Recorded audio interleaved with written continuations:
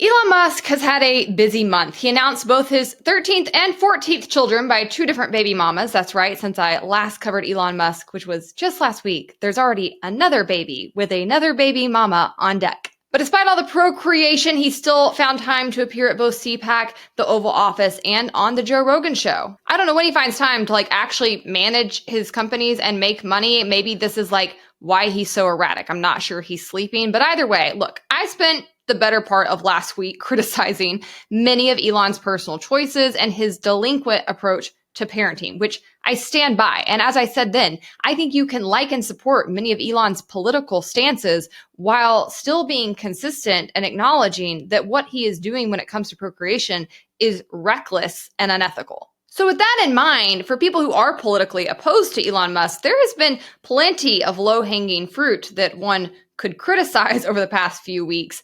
Yet that's not what they have chosen to focus on. Instead, it seems the thing that has made Democrats the most upset is Elon's appearance on the Rogan podcast, and it really is getting under their skin. He made a number of statements on the show, all of which are completely factual, that they are completely melting down over online, and we have to talk about it.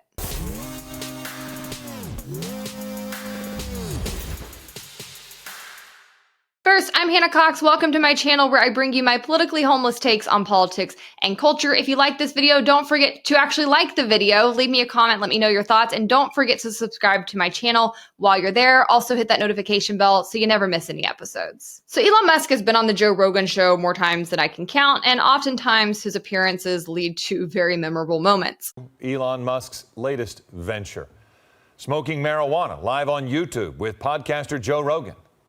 I mean, it's legal, right? It's totally legal. Okay.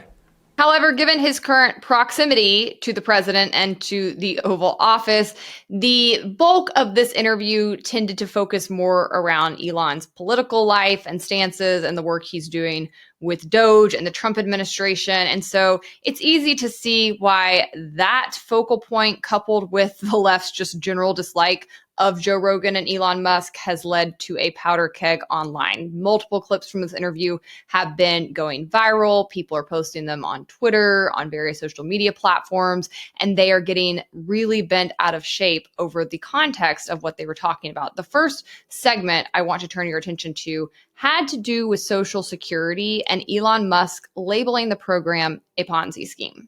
Well, I mean, the government's one big pyramid scheme, if you ask me. Yeah, well, you can tell me better than anybody. Social Security is the biggest Ponzi scheme of all time. Right, explain that. Oh, so, well, people pay into Social Security, and the money goes out of Social Security immediately, but the obligation for Social Security is your entire retirement career. So you're paying with you're paying like if you look at the future obligations of Social Security, it far exceeds the tax revenue.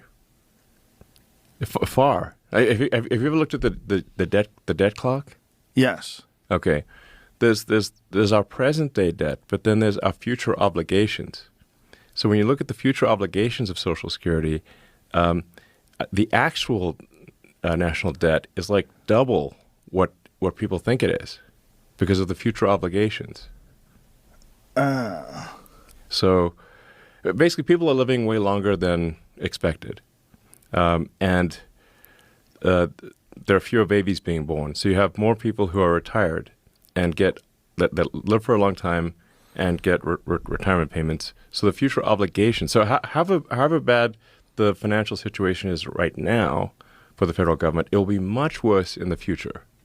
The thing that I think is so interesting about the reaction to this clip is that it is unequivocally true. Okay, it's a simple definition what a Ponzi scheme is, and Social Security meets it. You can defend Social Security, you can like it, you can want it to exist. That does not change the fact that it is structured as a Ponzi scheme. It is a system that requires taking money from a big group of people on the bottom. I feel like I'm on The Office when they're having to explain a pyramid scheme to Michael and he's drawing it. It sounds like a get-rich-quick scheme. Yes, thank you. You will get rich quick. We all will. No, how is this not a pyramid scheme? All right, let me explain it again.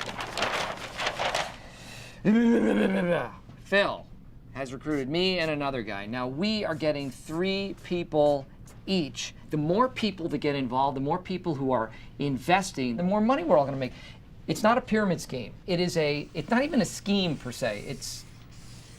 This is why Democrats annoy me, okay? It's probably the top bone I have to pick with the left is that they are like little children that you can't tell the truth to, that you have to tiptoe around like hard facts. They're just not quite ready for them yet. That's how I feel talking to dyed-in-the-wool Democrats right now. And it's like this total wrench in their own self-belief that they are the party of intellectualism or science or truth. Not only are they not those things, but they are actively opposed to them. It's why you've seen a huge shift on the left against free speech, and they've become very pro-censorship in recent years because they are trying to shut down speech that they don't like and arguments that they can't debate. They are trying so hard to not have to look truth and intellectual arguments in the face. Here's just a few examples of the histrionics around this clip. Here's a congressman, Greg Cesar. He says, a guy who makes $8 million a day off the government thinks seniors getting $65 a day they worked their whole lives to earn is a Ponzi scheme.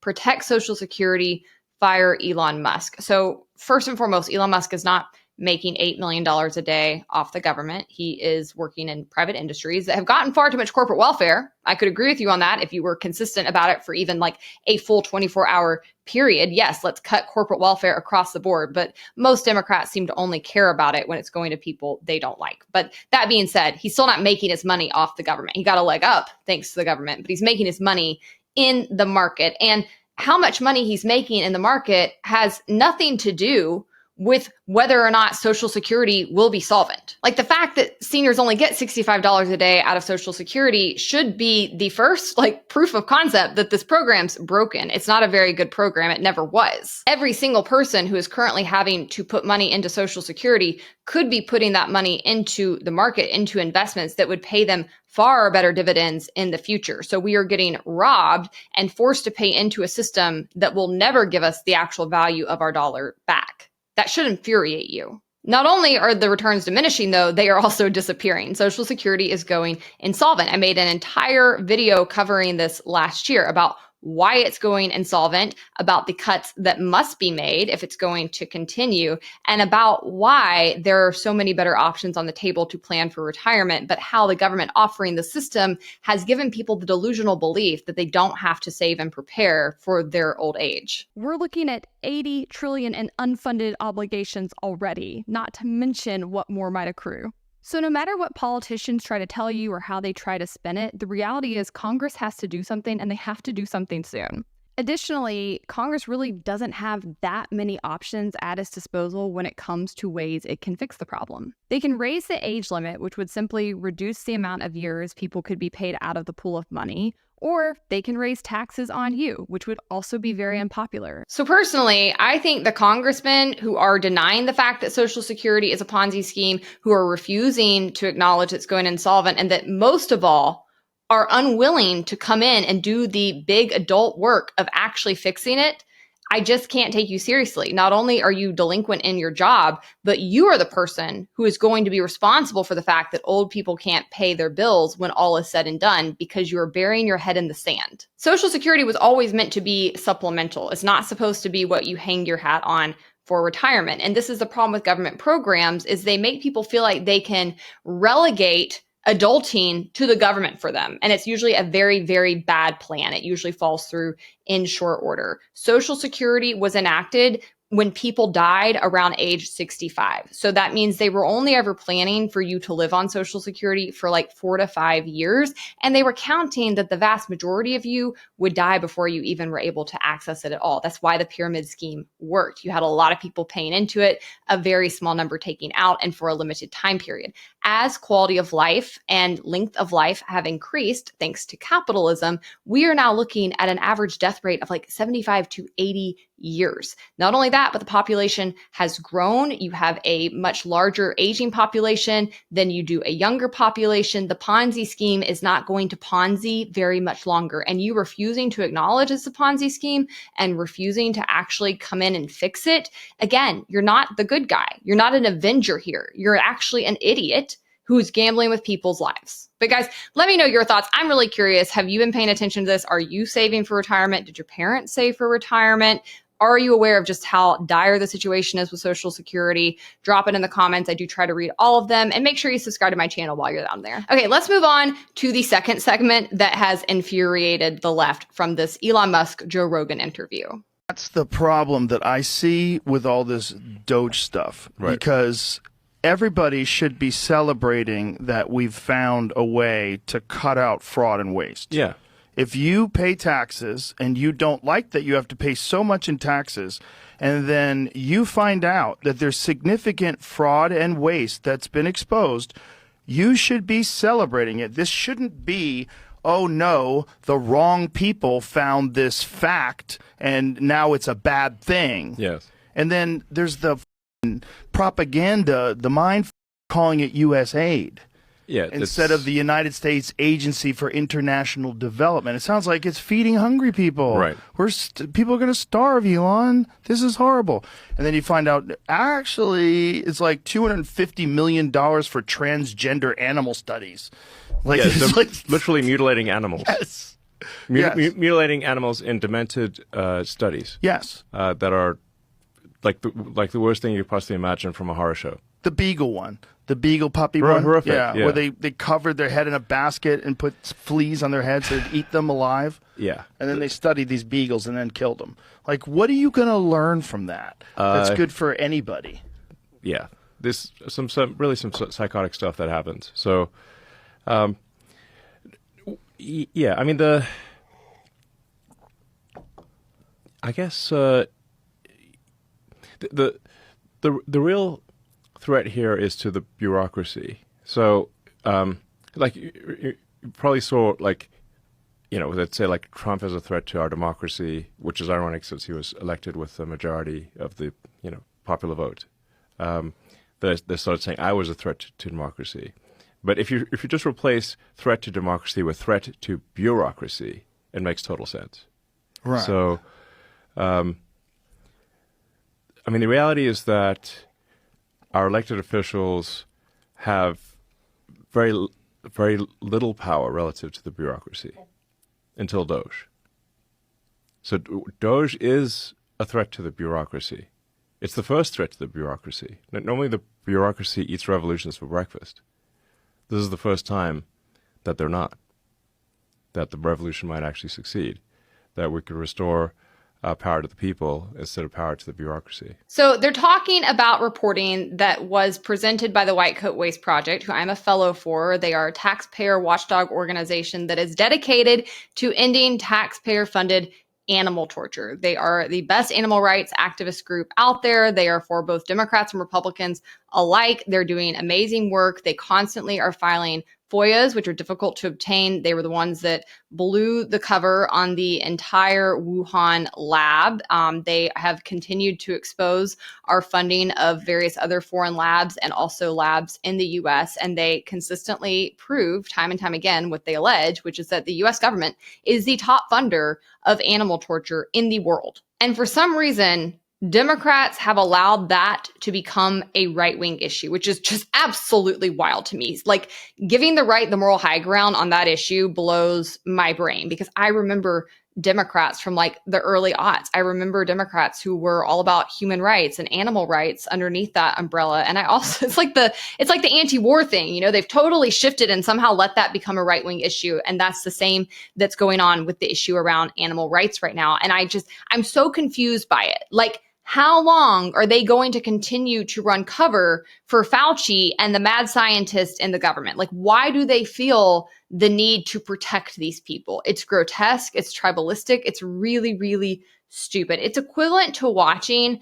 evangelical people sell out and become MAGA nuts for Trump. You know, when you're just like, this goes against everything you profess to stand for. Like, do you even know what you stand for? Did you not mean it when you said that you stood for these things in the past? Like, I'm so confused how you go from here to here. That's exactly how I feel watching Democrats freak out over this kind of coverage. I mean, first and foremost, we have the receipts. This isn't like up for debate, okay? Again, party of science and intellectualism and fact and truth. Like, the receipts are there. It's all in print. It's very, very easy to fact check and verify these things. It makes no sense. You can go do that. But because some of the people most responsible for these heinous activities became left-wing coded, you will continue to simp for them and sell out everything you believe in. It just undermines absolutely everything they claim to care about. And I want to be clear, it's not just like grassroots people that are like having a meltdown in the comments over this, because again, I think it's also because of like the trans factor when it comes to these particular animal cases. Like they think standing against this is somehow being against trans people. It's not. Okay. Standing for this also hurts that cause. The more crazy you go in your defense of like the trans ideology, the more in danger you make trans people. We were at a point in history where trans people were basically accepted. There was very little work to be done. And it has increasingly moved in the other direction over the past 10 years because of the extremes some people on the left have gone to, and the fact that they haven't been checked by I think the silent majority on the left who acknowledges and knows that this is getting kind of crazy, but is too scared to get canceled or speak out against their tribe. They say the worst thing that can happen to a good idea is bad messengers to be like badly defended. And that's absolutely what's going on the left right now. But again, my point being, it's not just the grassroots. You have establishment organizations like Forbes who are trying to run cover on this issue and deny reality. I posted about this on Twitter just a few weeks ago. I noticed it and I said, it's incredible how dense and arrogant the mainstream media continues to be. They've learned nothing. Forbes tried to write a Doge hit piece and tried to label the White Coat Waste reports on animal torture funding as misinformation. They also lied and said that the White Coat Waste Project did not respond to their request for comments. But since White Coat Waste keeps receipts, and there are a lot of them, which I linked in this post, I'll link in the show notes here, Forbes had to issue a correction, which you can see right here. They did. So here's the original Forbes piece. Let's pull that up where you can see the lies that they were pushing, trying to claim that none of this was happening. It's all misinformation and the White Coat Waste Project won't answer them. And then when they got checked, they silently just tried to issue a correction, as you see here, where it says, we removed a section on whether taxpayer funds were used to create transgender mice and monkeys after finding NIH-backed studies noted first by the animal testing group White Coat Waste Project that did include surgery on mice and on additional grant for research on hormone therapy in monkeys, which were meant to replicate the effects of gender-affirming care methods used by transgender patients. So, the whole thing was true and right all along, and you just happen to realize that once you get called out. We don't hate the mainstream media nearly enough. They are literally just shills for the government, and particularly for left-wing actors within the government, which is most of the people who work for the government. And that's, I could go on a whole other tangent, but this is why people are freaking out about Elon Musk and Doge eliminating federal employees, because they know that there's ideological capture. They know that the vast majority of people working in these institutions in the bureaucracy are left-wing activists. They have been using this to achieve their goals for many years, pushing things they could never get passed through Congress. And the reason they're freaking out is because the jig is up on that front, and that the vast majority of these people getting fired are left-wing activists who will no longer be able to carry out those goals through agencies like USAID, which I say the acronym for, not the name, because USAID has nothing to do with providing US aid. It's meant to make you think that the organization does things it does not do and incur sympathy. Democrats, all you have to do right now is just be normal, okay? Just take 3-4 years and focus on being normal. You majorly effed up from 2020 to 2025. You acted so out of pocket. You got so arrogant. You let the absolute fringiest of the Looney Tunes take over your party and your movement, and it ran it into the ground. And what the left needs to grapple with right now, while they're crying about Trump and things he's doing, is that you own this. You are the sole reason Trump was able to come back and enter power again. You were the sole reason he was able to win in the capacity that he did, because you acted like crazy people, absolute tyrants for the past 5 years. And you have to have a reckoning around that, and you have to do better, and you have to find a way to be normal. And honestly, it's not looking so good so far. Like, I saw this post going viral on Twitter. Allegedly, this is a new playbook. They say last month, a group of moderate Democrat consultants, campaign staffers, elected officials, and party leaders gathered in Loudoun County, Virginia for a retreat where they plotted their party's comeback. And these are their takeaways that we were able to obtain. And they posted them. And you guys, I'm going to read you what their takeaways are. And I just want you to remember as I read them that leftists are freaking out over this in the comments. They are shocked and appalled. They are furious at this agenda. And that agenda says that, first and foremost, those gathered laid out 20 solutions for how Democrats can regain working class trust and reconnect with them culturally. A few that stuck out to this publication. First, the party should embrace patriotism, community, and traditional American imagery. The horror. Your political party should actually like the country that you are working within, that you claim to represent the people of. Like, this has them up in arms. Secondarily, they said Democrats should ban far left candidate questionnaires and refuse to participate in forums that create ideological purity tests, and move away from the dominance of small dollar donors whose preference may not align with the broader electorate. Again, this is just common sense. The vast majority of people, thank God, are not and never will be progressive commie lunatics. They have got to push these people out of the party. The vast majority of people like and support capitalism. They're not stupid. They recognize that we have what we have because of it. The vast majority of people in America are proud of their country, love their country, want to see it succeed, and believe as a whole it's a good force in the world. You're not going to win when you let a bunch of people who hate America and who want to undo everything that we stand for seize control of your party and its messaging.